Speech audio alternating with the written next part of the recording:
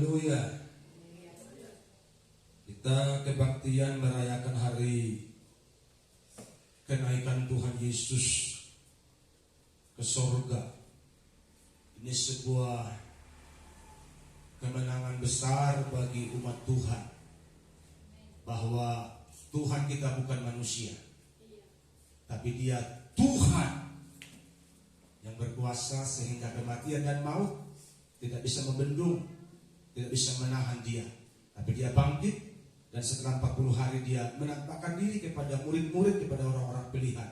Dan kita rayakan hari ini Dia bangkit ke surga, dan setelah ini akan ada hari pencurahan Roh Kudus. Dan itulah starting point gereja Tuhan bangkit menjadi saksi-saksi yang hidup, yang memiliki kuasa untuk memenangkan sebanyak-banyaknya jiwa bagi kemuliaan Tuhan di surga. Kisah Para Rasul pasal 1 ayat yang ke-6 sampai ayat yang ke-11. Itu firman Tuhan yang akan kita renungkan hari ini. Saya baca buat umat Tuhan. Maka bertanyalah mereka yang berkumpul di situ, Tuhan, maukah Engkau pada masa ini memulihkan kerajaan bagi Israel? Jawabnya, Engkau tidak perlu mengetahui masa dan waktu yang ditetapkan Bapa sendiri menurut kuasanya. Tetapi kamu akan menerima kuasa kalau Roh Kudus turun ke atas kamu, dan kamu akan menjadi saksiku di Yerusalem dan di seluruh Yudea dan Samaria dan sampai ke ujung bumi. Sesudah ia mengatakan demikian, terangkatlah ia, disaksikan oleh mereka, dan awan-awan menutupnya dari pandangan mereka. Ketika mereka sedang menatap ke langit, waktu ia naik itu, tiba-tiba berdirilah 2 orang yang berpakaian putih dekat mereka dan berkata kepada mereka, "Hai orang-orang Galilea, mengapakah kamu berdiri melihat ke langit? Yesus ini yang harus kita renungkan hari ini. Yesus ini yang terangkat ke surga, meninggalkan kamu, akan datang kembali dengan cara yang sama seperti kamu melihat Dia naik ke surga. Yang berbahagia adalah mereka yang mendengar firman Tuhan dan yang melakukannya dalam kehidupan mereka hari lepas hari." Tak lama lagi, itu tema khotbah pada hari ini. Tak lama lagi Tuhanku datanglah, bawa saya masuk sana. Saudara mau di sana? Lambaikan tanganmu yang mau di sana bersama-sama dengan Tuhan.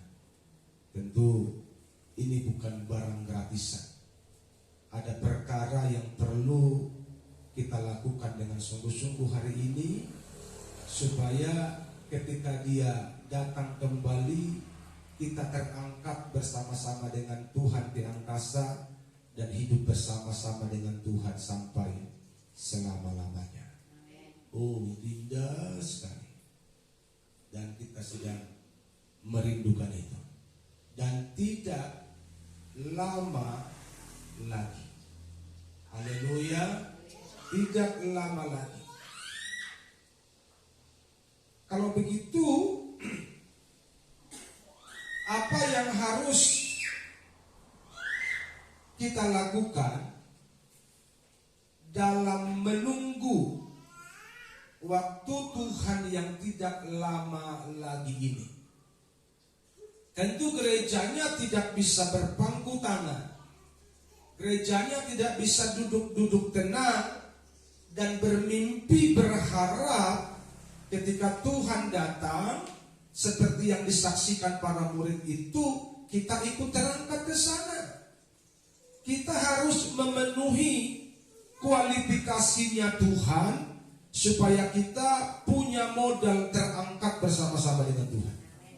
Haleluya. biasa, bukan orang-orang sembarangan yang terangkat ke sana. Karena Alkitab sudah menuliskannya. Bahkan 2 orang di tempat tidur, yang satu terangkat, yang satu tinggal. 2 orang di gilangan padi di sawah, satu terangkat, satu tertinggal. Artinya akan ada yang terangkat, akan ada yang tertinggal. Mengapa dia tertinggal? Karena dia tidak memenuhi syarat. Yang setuju katakan amin. Mengapa dia terangkat? Karena dia memenuhi syaratnya Tuhan. Karena itu hari ini kalau kita mau terangkat, penuhilah syaratnya Tuhan Yesus. Karena hanya Dia jalan ke surga, dan Dialah yang menentukan setiap orang masuk surga atau masuk neraka. Hanya Dia penentunya, dengan syarat-syarat yang harus kita ikuti. Apa yang harus kita lakukan? Menjadi saksi. Ayat 8, tetapi dan kamu akan menjadi saksiku. Sudah biasa kita mendengar ini, tapi saya akan mengupasnya kepada saudara secara sederhana hari ini. Apa itu saksi? Dan kita ini saksi apa? Di pengadilan ada 2 saksi. Ada saksi yang benar, ada saksi benar, saksi fakta.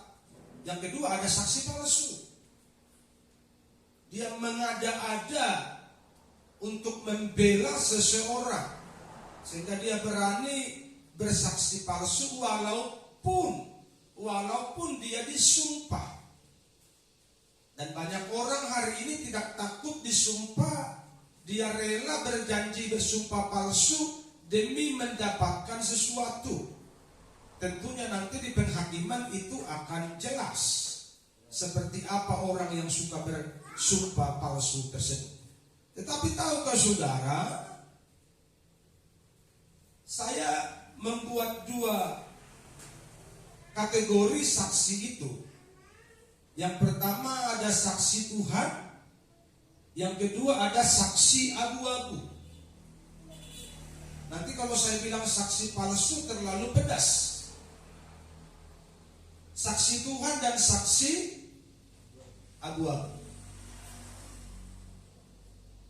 Tahukah saudara, di pengadilan itu disebut dia layak menjadi saksi adalah dia yang pertama melihat, mendengar, dan mengalami. Ini yang layak diangkat menjadi saksi. Dia harus melihat, dia harus mendengar, dia harus mengalami. Di luar itu, kalau dia berani jadi saksi tanpa ketiga kategori ini, itu yang disebut saksi palsu. Ini menjadi gambaran buat kita. Terus apa hubungannya dengan saksi Tuhan? Saya beritahu kepada saudara hari ini, para murid itu dengan jelas, dengan berani dan tegas, mereka berkata, kami adalah saksi dari semuanya itu. Artinya murid ini melihat, murid ini mendengar, murid ini mengalami pengalaman pribadi dengan Tuhan. Maka setelah pencurahan Roh Kudus, mereka menjadi saksi yang berkuasa karena mereka telah mengalami Tuhan di dalam hidupnya.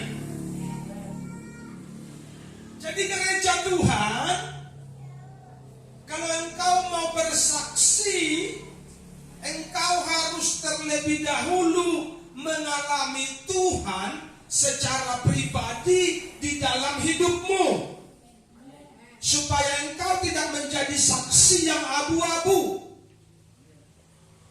Bisakah saksi abu-abu bersaksi tentang Tuhan, berkhotbah tentang Tuhan? Bisa banget.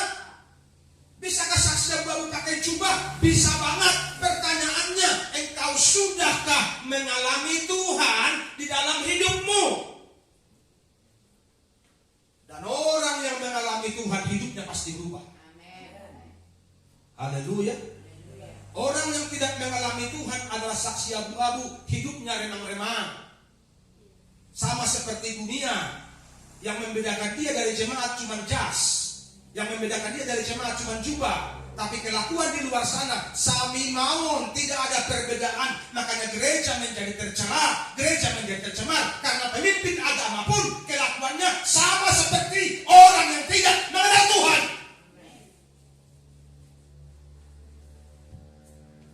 Dan tahu saudara, saksi abu-abu ini mereka akan mengelabui orang dengan doa yang panjang-panjang. Kalau dalam kitab dibilang, siapa itu yang doanya panjang-panjang itu? Bapa kami yang di surga, nun jauh di sana, yang akan berpantun ria ketika berdoa dan berkhotbah, mengelabui jemaat dengan bahasa-bahasa yang santun dan manis, tapi tidak ada power, tidak ada kuasa, tidak ada pertobatan bagi jemaat karena khotbahnya abu-abu. Haleluya. Ini nggak dapat di sekolah teologi. Namanya aja pengalaman dengan Tuhan. Haleluya. Pengalaman dengan Tuhan ini nggak dapat di sekolah. Ini lewat proses merendahkan hati, merendahkan diri, bertobat sungguh-sungguh. Baru engkau bisa mengalami Tuhan. Dan kalau engkau mengalami Tuhan, perkataanmu akan berkuasa. Perkataanmu akan berkuasa. Hidupmu akan berbeda. Jadi saudara umat akan perhatikan hidupmu hari-hari ini. Kalau hidupmu belum berubah, kalau perilakumu belum berubah, jangan-jangan hidupmu masih abu-abu. Engkau belum pernah mengalami Tuhan, walaupun engkau sudah dilapis selam. Walaupun engkau mengaku-ngaku sudah penuh Roh Kudus, jangan-jangan engkau ikut-ikutan supaya dipandang orang kau rohani. Bahkan engkau mungkin ikut sekolah bahasa roh. Gereja zaman banyak tuh les bahasa roh supaya dipandang orang kau alim ulama. Tapi dengar baik-baik, Alkitab itu menjadi cermin, dan Alkitab sudah menuliskan bahwa pohon itu dikenal dari buahnya. Tidak pernah itu berubah sampai dunia kiamat. Kalau engkau cinta Tuhan, anak Tuhan, perilakumu akan nampak. Orang yang cinta Tuhan, orang yang benar, nampak dari perilaku kelakuanmu hari lepas hari. Tak bisa ditipu. Tapi orang yang abu-abu ini, saksi abu-abu ini, mereka akan menutupi dirinya. Bergaul menjaga diri, berjalan pun menjaga diri, langkahnya dijaga. Dia akan jaim. Saudara tahu jaim kan? Kita pendeta, kita para imam. Dan orang begini akan suka di tempat-tempat tertentu. Kalau ada pesta, ada pertemuan, pangulani mulia, hamba-hamba Allah, di sana tempatnya. Oh, senang sekali mereka kalau dibilang begitu. Rumah khusus di sana buat para hamba Allah. Sana. Senang kali orang-orang macam begini di situ. Karena mereka suka dihormati. Karena kalau mereka nggak dihormati, mereka akan ngambek. Dia akan ngambek kalau nggak dihormati. Karena tujuan mereka melayani untuk dapat kehormatan. Dia lupa bahwa hamba itu adalah dulos, keset. Yang dihormati puji Tuhan, nggak dihormati puji Tuhan. Jadi persepsinya akan berbeda. Orang yang mengalami Tuhan, dia akan menjadi saksi kebenaran. Orang yang tidak mengalami Tuhan, dia akan menjadi saksi abu-abu. Dan saksi abu-abu ini akan gila hormat, gila kekuasaan. Tapi orang yang saksi kebenaran, dia akan bilang begini, kami ini adalah hamba-hamba yang tidak berguna. Kami hanya melakukan apa yang Bapa kehendaki. Semakin dia dihormati, dia akan semakin takut. Karena penghormatan itu bisa menjatuhkan. Sanjungan itu bisa menjatuhkan. Pujian itu bisa membuat orang lupa diri. Jadi kalau hamba Tuhan, hamba kebenaran, semakin dia dipuji, engkau harus semakin waras. Engkau sedang di pintu kejatuhan. Haleluya. Jadi umat Tuhan, walaupun saudara jemaat, saya menganggap saudara semua hari ini hamba Tuhan. Karena firman ini buat semua orang, bukan buat hamba Tuhan saja, buat jemaat. Karena di hadapan Tuhan kita semua sama. Haleluya. Engkau jemaat, tapi engkau harus berhati hamba Tuhan. Abangnya kecilkan. Engkau jemaat, engkau harus berhati pendeta. Haleluya. Daripada engkau pendeta berhati jemaat. Memang ada Pak pendeta berhati jemaat? Ada. Pendeta tak jelas. Namanya dunia. Haleluya. Di dunia ini segala sesuatu dimungkinkan. Karena banyak pintu. Ada pintu yang jelas, ada pintu gak jelas. Dan Raja Salomo sudah menuliskan itu bahwa uang memungkinkan segalanya. Bahkan membeli jabatan pun bisa pakai uang. Betul apa salah? Haleluya. Kalau di gereja tertentu coba dibantu. Besok kasih cek 100 juta. Kalau nggak minggu depan jangan kau jadi pekerja, jadi majelis, jadi sentuhan. Betul nggak? Nggak ditanya Bapak bertobat enggak? Nggak dibuat tim survei. Coba dulu mata-matain dulu itu gimana kehidupannya tiap hari. Masih kulit uang enggak? Enggak ada itu. Karena pendeta kan eksklusif, jangan ketemu. Dia kan bisa menyuruh orang-orang tertentu yang cinta Tuhan untuk mensurvei, menganalisa ini orang cinta Tuhan enggak? Kenapa? Saya sih ada hati mau angkat dia, tapi jangan sampai salah angkat. Coba dulu cek dulu kehidupannya hari-hari. Enggak pernah begitu. Pokoknya you sumbang langsung angkat.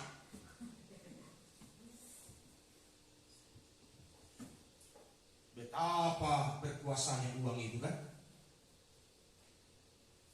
Tapi Alkitab sudah bilang pada hari penghakiman uangmu tidak berguna, hartamu tidak berguna.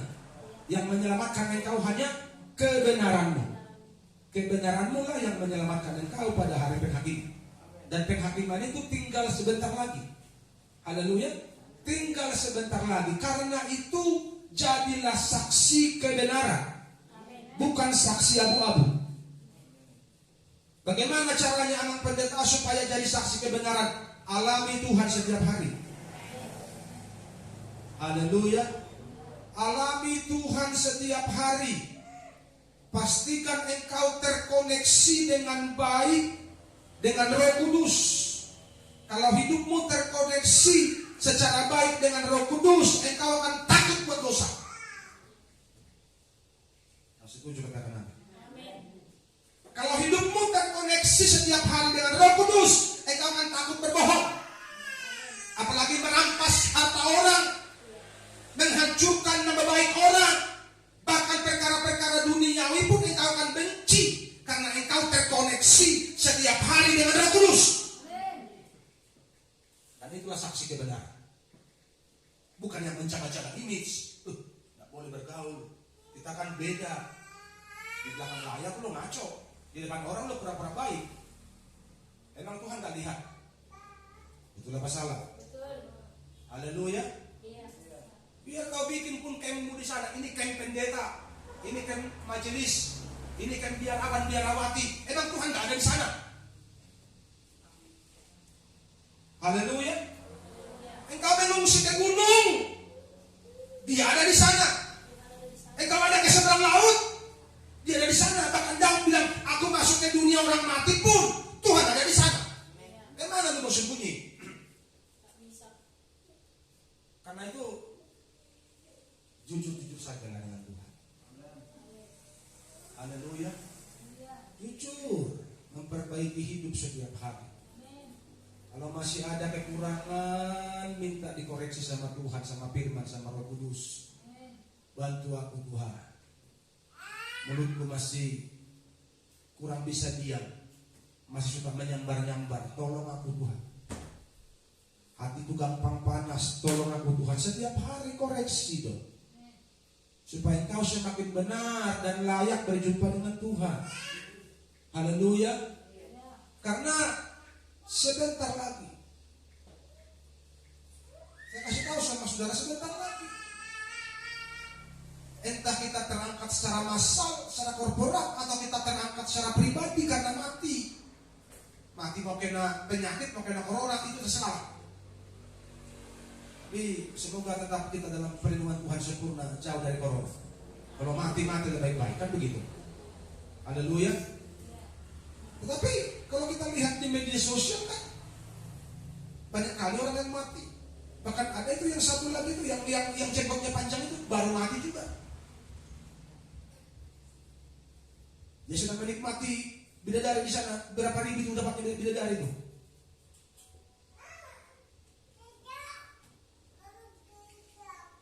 Jadi kematian ini di depan mata. Makanya kalau kita ada setiap pagi kita bangun, kita masih bisa buka mata, itu mujizat buat kita. Amin. Haleluya. Haleluya. Kenapa sekarang dibatasi semua? Karena malapetaka ini sebenarnya semakin ganas, kan begitu kan? Padahal kita berpikir sudah mau selesai, dia kumat lagi. Nanti kita pikir mau selesai, dia kumat lagi, suka-suka dia lah. Haleluya. Jangan-jangan itu adalah bagian dari tanda-tanda kesudahan Allah. Itulah masalah. Karena kan mau menjelang kedatangan Tuhan itu kan Alkitab bilang kan banyak kali tanda-tandanya. Memang Alkitab tidak tulis corona, COVID, nggak ada.